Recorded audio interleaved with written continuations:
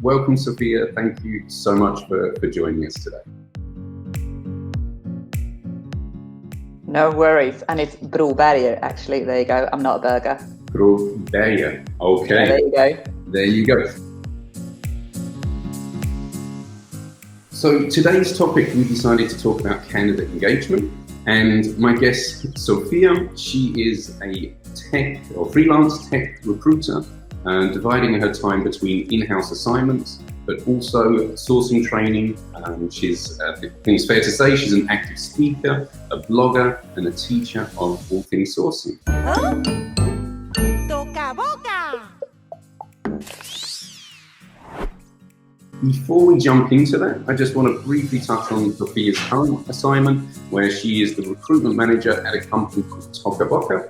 Perhaps, Sofia, you could give us a bit of an insight to what Toca Boca is. Well, Toca Boca is a small game studio in Stockholm, and we create digital toys for kids.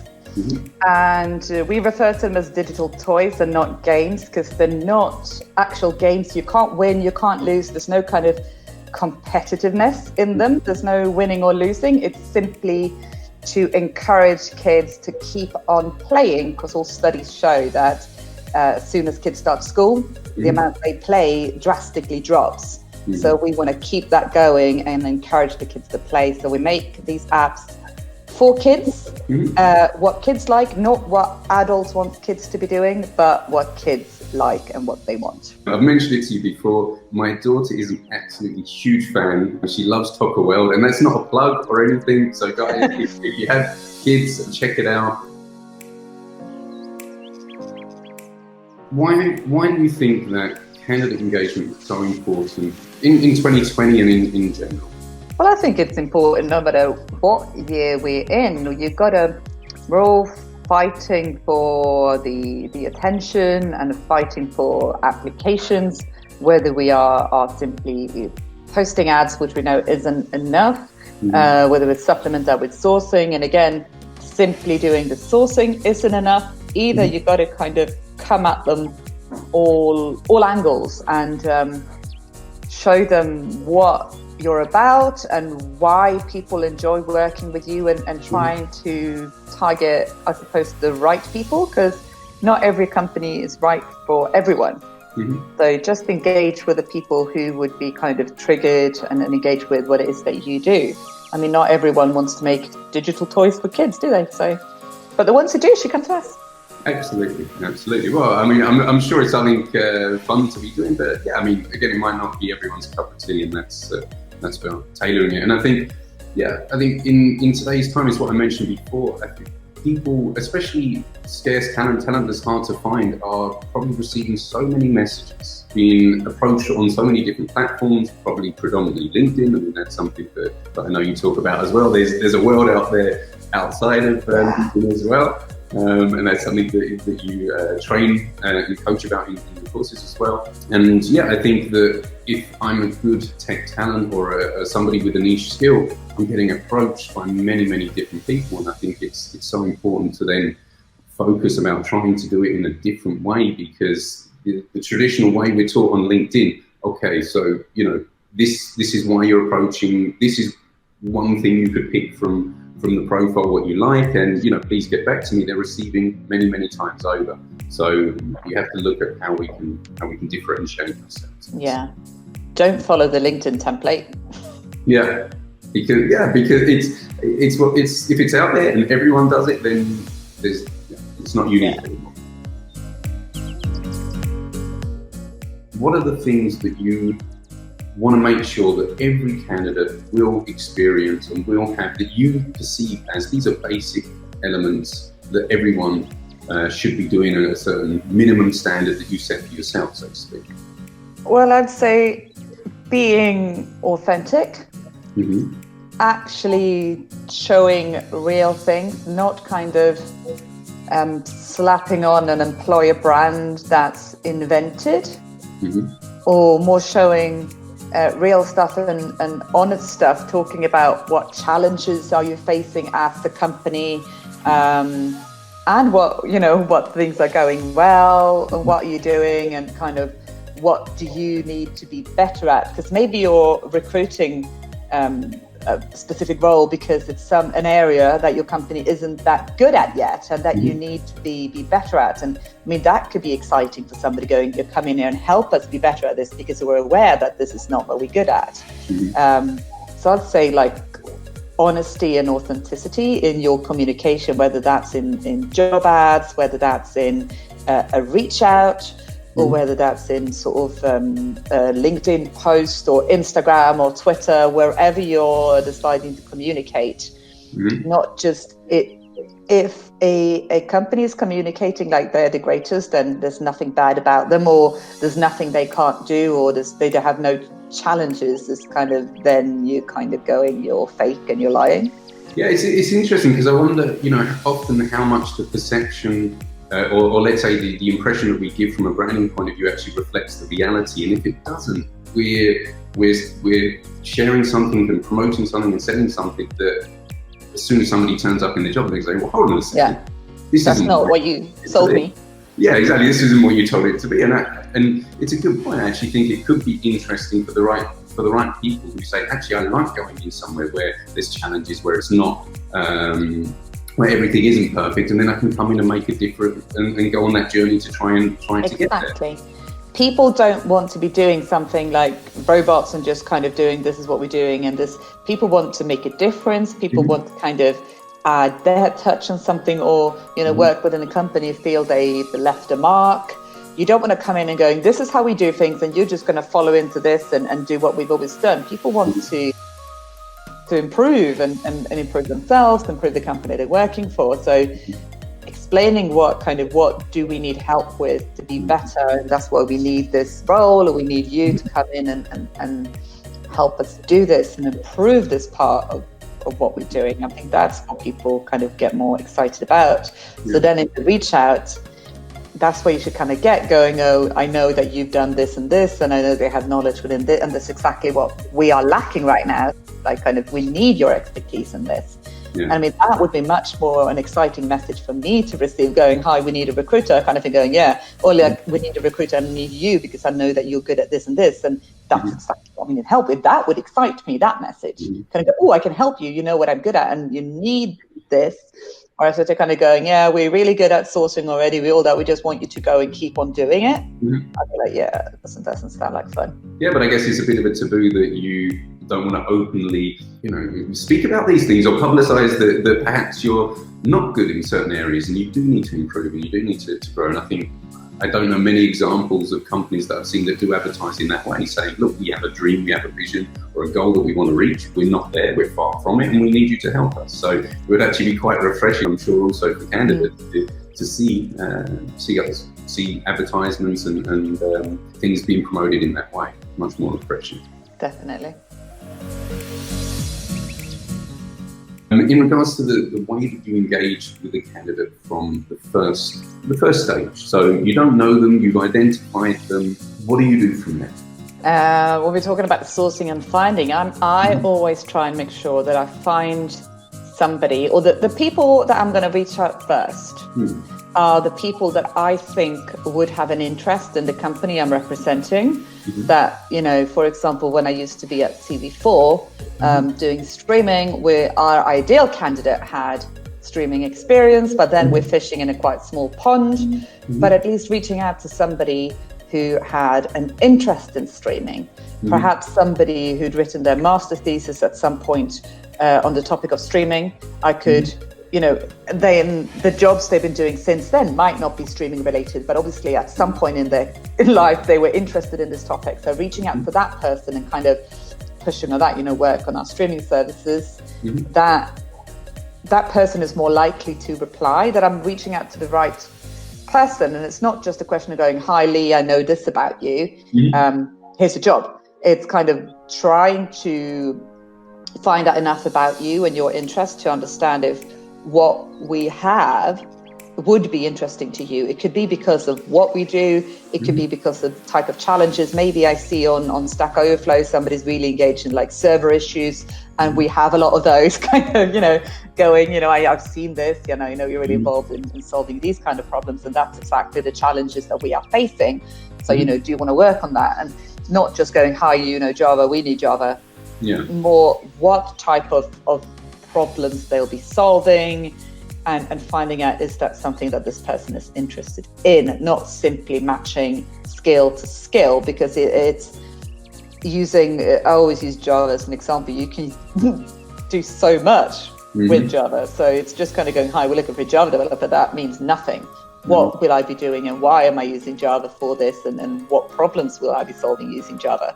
Yeah, that's what you want to get at. And I think that comes from also the intake and the conversations that you have with the managers to really understand, I love that statement as well, that, what problems are you going to be solving? And I think there, at least you can engage with somebody, not talk just about, as you say, a tick box of technologies, but what they're actually going to be doing, what the content is around it, and if that's something that can be interesting for them. Yeah, and why do I believe that would be interesting, like, to that person? But it's almost, or if I know that you have an interest in a specific thing, or like I know you're really into, if you look at Tokaboka, like kids and engaging, and maybe you're involved in, I don't know, some sort of kids learning to code. I know you're engaged with that already. Obviously, I might not in my reach out tell you that I know that about you, but I'm using that in my decision making, whether you are the right person or not to reach out to. So I don't have to necessarily list everything I know about you in my outreach, but I use what near my research and finding out about you, whether you are the right person for me to contact or not. Then I don't have to tell you everything I know about you. So how do you do it as a first stage as well? What's your kind of go-to? Do you search and find the email address and approach in that manner? I tend to do emails. Emails, yeah. I believe in at least when I've been doing developers, I think I get a better response rate that way. But it all depends on what role you are recruiting for. Emails is not always going to be the best thing. I mean, if I'm going to recruit a recruiter, I'd be fine with reaching out on LinkedIn, because if they're not on LinkedIn, if they're not active on LinkedIn, it's almost like I don't want to hire them. Ultimately, I think it's not necessarily saying that everyone has to use, or certainly not only use, but that everyone has to use LinkedIn extensively. But ultimately, there is always going to be some talent and some people to engage with, or personal branding, or whatever it might be, that LinkedIn is a fantastic tool to do. So depending on how you reach out, depend on who you're reaching out to and the role in question, and what medium you're using for your outreach depends on the person as well. I haven't yet got into a lot of the creative roles at Tokaboka. Well, I got into them, but I haven't had to source for them yet, because we are quite popular. But from what I gather, like for creatives and for designers, Instagram is the place, and reaching out to them on Instagram as well. So that probably will be my future. So, I mean, talking about Instagram. So it's something myself personally. I've started to share some content and posts, and to start to use, because one of the goals that I set myself for this year is to say, okay, I'm going to move a little bit away from LinkedIn as well, or let's say include LinkedIn as well in my Instagram, in my strategy, and I've started to make some posts and things like that. I've never actually used Instagram as a sourcing tool to try and find people. What's the maybe one or two tips from a kind of basic point of view about how do you go about doing that? See, I haven't yet started doing that as much either, because my focus before has been a lot more on developers, and I don't necessarily think Instagram is the place for developers. But I would say my idea is to use similar things like with Twitter, looking at hashtags, who's following hashtags, who's putting things out in terms of perhaps there's been an event, a conference, who's Instagramming using the hashtag for the conference, or things like that you can probably do. But also when it comes to the creative side of things, actually looking what people are posting, like is this the type of style, the design style, the illustrations that we're looking to do? That's the kind of, because obviously there's a lot of portfolio screening involved now for me. But looking at the Instagram, it's this type of look and feel and things that we want to add to our Tokaboka stuff, and then approaching that person and obviously telling them, like, look, I've seen this, that's exactly what the kind of style that we want and we want to add to our stuff. You know, would you be interested in hearing more about us? So I'd say I only know because I know they've done that a little before with the hiring managers for the creative teams have actually looked through Instagram themselves to find designers that kind of entice them there, who has the kind of style that we're looking for. Yeah, no, I guess at the moment from my side, if I see somebody that is posting some creative content and things like that, then I feel that it's somebody trying to do things a bit different or a bit more forward thinking, and then I would always try and engage with them and compliment them on making the effort to do something a bit different, for sure. The next thing then is about how, or let's say when and how do you go about actually reapproaching somebody? You know it yourself, you approach somebody, you're excited about their profile, you know they are the perfect person for this job, they have to speak to you. How many days do you wait? Do you try a different platform or medium, or how do you manage that? I had, the way I used to do it at least was about between 3 to 5 days between emails. Okay. And again, the first email is personalized and I know I'm reaching out to the right person and all of that. The second, after a few days, obviously, it's more of a kind of reminder that I sent them the first email, kind of going, have you looked at it? Did you know, I actually want to talk to you. Yeah. So the second email isn't really more content, but I'll leave that a few days after just to remind them of my existence and the fact that I have a message, because I normally talk about, you know, if I get a text from somebody now, perhaps I'd get a text right now from a friend, I might glance at it going, oh yeah, I'll reply to that later, and once we're done with this I'll forget all about it, and 2 days later going, oh yeah, I had to reply to that one. And if that's the way we kind of react to messages from our friends, how are we reacting from messages from people we haven't asked to speak to? You know, of course, it's not going to be top of mind. They're not going to be like, oh, I have to reply to that recruiter who sent me a message. So I think kind of following up and reminding them of our existence is of the essence. But again, isn't kind of spamming them with even more information or going, did you look at this? It's kind of going, hi, did you see my first email? You know, or did you miss it? And generally I'll leave it between 3 to 5 days in between. And it depends on what you write, and hopefully you got some sort of tracking on there to see if they've actually opened it, or, you know, because it could be a case of they haven't, I'm holding this, they haven't opened it. Then you might, you know, and if I sent 2 or let's say 3 emails and none have been opened, maybe an email I should try then next. You know, you got to track what you're doing to see what's working, because the email that you have found could be an old one they're not using anymore. You never know. Yeah. No, I think, you know, email tracking gives you an idea at least if it's been opened, it's been looked, again, depending on the technology they have on the other side. And then trying different ways. I mean, you'd think in my business that everybody replies because everyone understands what it's like to reach out to a candidate. It's not always the case, and I mean, I know examples of situations where I've reached out to somebody, and generally LinkedIn is my go-to place because it's where a lot of recruiters are spending their time, obviously. You know, but of course in Switzerland we have Sing as well. You know, so maybe I'll try on LinkedIn, perhaps try and Sing. If I don't get a response or something like that, try to be creative in how I do it. I mean, maybe that's something to ask you as well. I'm not sure how much you include, but in regards to humour, I always try, if I can, to bring in something somewhere to catch somebody's attention. We see a lot of examples of funny emails or funny things that actually gets really good response or content. So when we talked just before about Reapproach, I once saw a really funny thing where they kind of said, look, I'm not sure if you, you know, I'm quite concerned because I didn't hear back from you. If you, A, you know, saw my email, B, I can't remember. I think C was, have slipped, hurt yourself, and need, emergency services. So, just to try and engage in that way. What I say about personalization, that it isn't simply about personalizing the content to the recipient, but it's also kind of personalizing it with your style and who you are.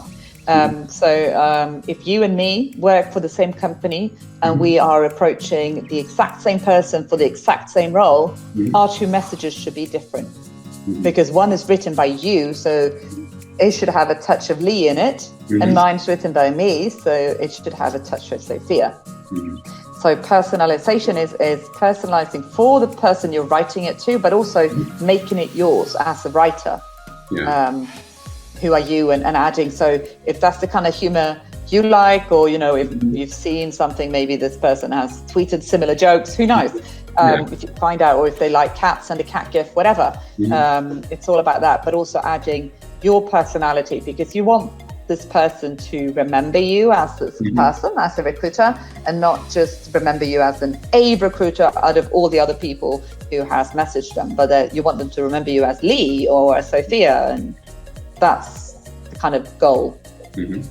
Yeah, I think, because otherwise, what's the point in having a human element behind it?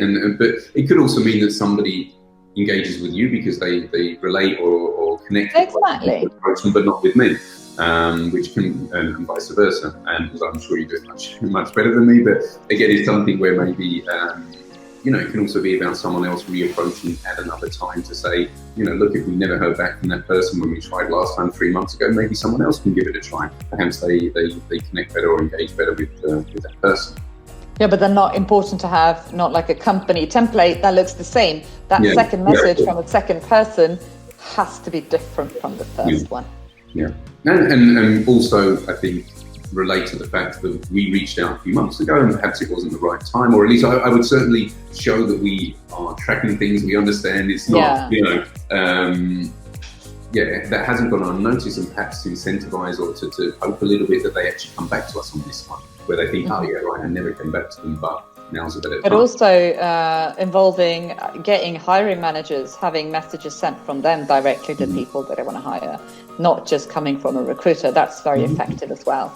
How often do you do that? Actually, I've not heard of that before. I think it sounds like a fantastic idea. At TV4, we did it all the time. Yeah. Okay. Very interesting. Very interesting. I'm sure you would get a much better response as well. Because kind of go, hi, I want you on my team, rather than hi, I'm a recruiter. Yeah. Very interesting. So, hiring managers out there, if anyone's watching and listening in, I think that's a great bit of advice. All recruiters, get your hiring managers involved. Absolutely. Work as a collaboration together. Exactly. Especially if there's that person that you really want to engage in. Again, I would probably use the humour and say, and if I was the hiring manager, and say, look, I know one of our recruiters reached out to you, and I normally ignore recruiters as well, but we really want you on our team. Yeah, exactly, and you can help them. But that's the thing with my situation at TV4 and at Tokaboka, and my recent blog post talking about is I've been the one person recruitment team, and the recruitment team is me. And I don't have a team of researchers or whatever or anything. That is just me. I'm doing literally everything to do with recruitment, and I can't do literally everything to do with recruitment. So I have to involve other parts. I have to involve the hiring managers to help me, because otherwise it wouldn't be possible. So I think it kind of spurred from that, that I need the help and the support to do that, because I haven't had a recruitment team. But I think even recruitment teams should be doing that, whether they're alone or not. Yeah, absolutely. I think, it's about leveraging and trying to build it together in the best possible way, and seeking support and asking for help. And I think a lot of people also would be happy to and enjoy being part of that process as well. Yes. Yeah. So guys, don't forget, you can ask us questions. We are live. We are real people. We won't bite. There are no stupid questions and perhaps stupid answers. So feel free to to jump in and ask something. It's really good to see the connection is really strong as well. So hopefully people haven't had to refresh or anything like that. We're talking about candidate engagement and the ups and downs that go along the way. Another question I had from my network was whether you ask feedback from your candidates, and is that something you do on a regular basis?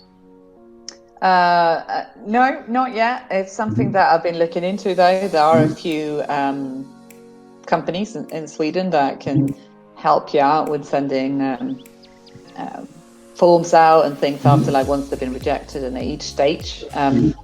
I think that is a good idea, but it's not something that I've dealt with yet. Yeah, I think it's one of these things that probably we all should be doing, and it's challenging with the million other things that we need to do at the same time to also build it in. I sometimes try, let's say at the end of a process, to ask the candidates kind of if there was something missing, or if there's anything they've experienced with somebody else in the past that I could do better. But again, it's far and few between. I should be much more diligent to kind of really ask the questions. It's interesting sometimes. I always ask at the beginning as well, what kind of communication style is okay with you? Should we be messaging on WhatsApp? Should we be emailing? What's the best way? Because I think that can also avoid a little bit of sometimes the lag, or to make sure I'm communicating in the way that they prefer it to be. Being engaged with a candidate during the process is fairly easy because you have a process, you have those tough points, and I think it's quite self-explanatory. But when you get to the point that a candidate's gone through a process, it was a good candidate, but perhaps for whatever reason it didn't work out, wasn't the right time for them or for you, or there was just simply someone else who fitted better. One of the challenges is then thereafter, how do you stay engaged? How do you manage that? Do you do that through a system? Do you have techniques? I mean, what's your kind of go-to method or way that you deal with it? And I mean, I'm not the best at doing that either, but I think if you have a lot of communication as a company, in terms of maybe you have an Instagram account, or you're active on the LinkedIn company page, or Twitter, or wherever you kind of feel that you're most active as an employer, refer people to that kind of go, we like you, please, follow us in these, because then you are not engaging with them necessarily on an individual basis, but you are engaging with them in terms of getting them to follow that, and make sure that if you truly do want to hire them in the future, when you are going to start a recruitment process for a position that would suit them, reach out. You really have to do that. And I mean, I did that. I had a few developers that come in for interviews at TV4 that might have been a little bit too junior for the position at the time. We did reach out to them. I mean, I didn't keep in touch in between, but when we did have a need again, I did reach out, and they appreciate that. So I don't think it's a question of having, because you don't want to bother people too much either, going, hi, how are you, every 2 months. It that kind of becomes fake as well. I think I'd feel a bit silly if somebody were checking in on me without actually having anything for me. But I remember people, I've had the reaction at some point, when I reached out, going, oh, you're reaching out again, I actually didn't think you would. And it's like, well, I told you I would if there was anything, and now there was something, and they're like, oh wow. And I know some people might be doing some sort of newsletter, and you might encourage people then to subscribe to your newsletter. But I think it's more of that kind of open communication with potential candidates and old candidates, or whatever you want to call them. More of that, and encouraging the ones who are the silver medalists or whatever to follow you in those channels. And then to actually do reach out when you have something that you believe would suit them. Setting of expectations, that they understand how frequent and often that could happen, and what the expectations is from that engagement and relationship thereafter. I think that's also a really important point. And I try, from my side, I always try to explain that to people. I mean, they know the business anyway, but to say, look, it could be that tomorrow something comes in, and it could be that in 1-2 months something comes in. But then on the agency side, we have our hot lists that we, our go-to candidates as and when something in that area comes in. But also perhaps encourage them to reach out to you if they start feeling like maybe they said no to you and decided to stay where they're at, or an interesting project came in, and kind of encourage them to keep in touch with you, going, okay, let me know when that's, when you start feeling like moving again, and things like that. Just be visible and approachable. Visible and approachable. If we talk about a candidate engagement strategy, if a company wanted to take the first steps, let's say, to kind of review their strategy, put something together, I think, again, if I would ask a lot of people the question, what's your candidate engagement strategy? I'm not sure how many people would be able to kind of answer the question but if you were to give advice for recruiters or internal organisation about how to build a strategy, what would be your best bits of advice?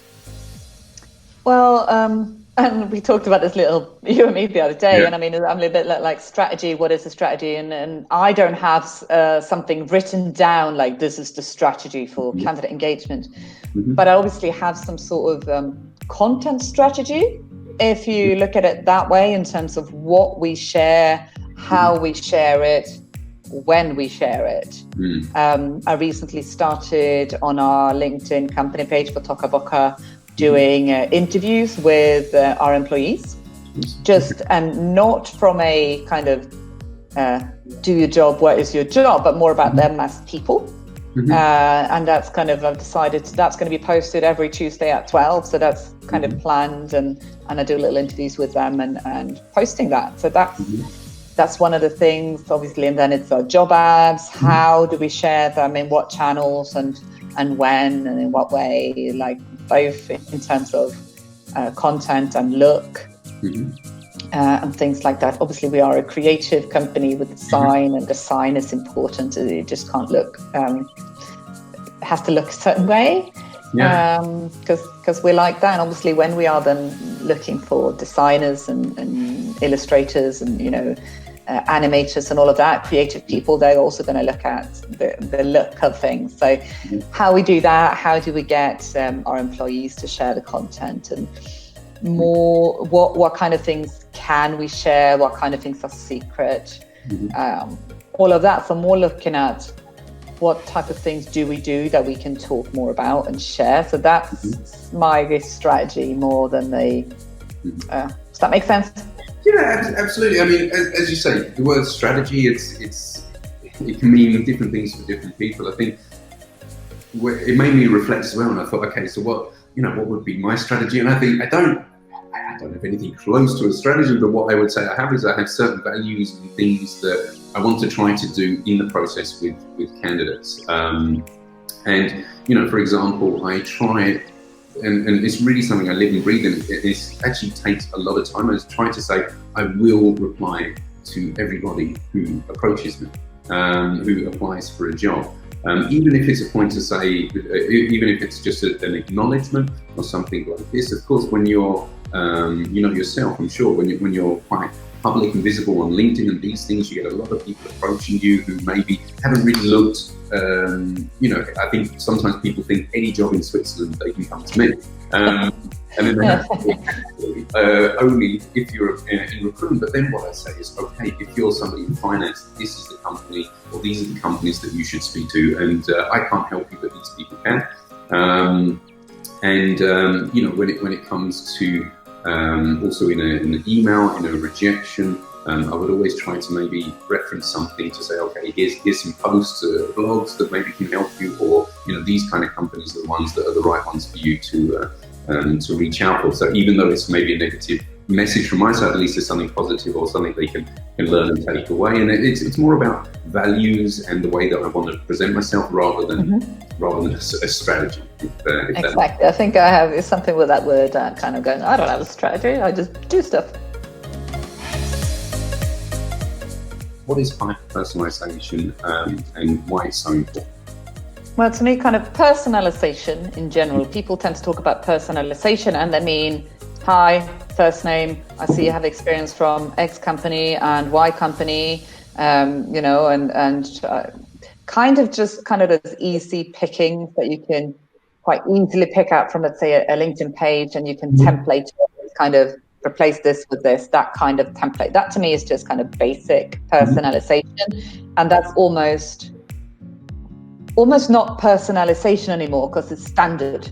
Yeah. It's like, that's the way it's not personalization because it's just, that's the way a message should look. Yeah. But hyper-person, and those kind of things can be obviously templated and sent to masses of people because it's just kind of replace this. But to me, hyper-personalization is a message that is, if I send you a message, it's for you and you only, or at least you perceive it that way. So I picked up on something about you that's only you.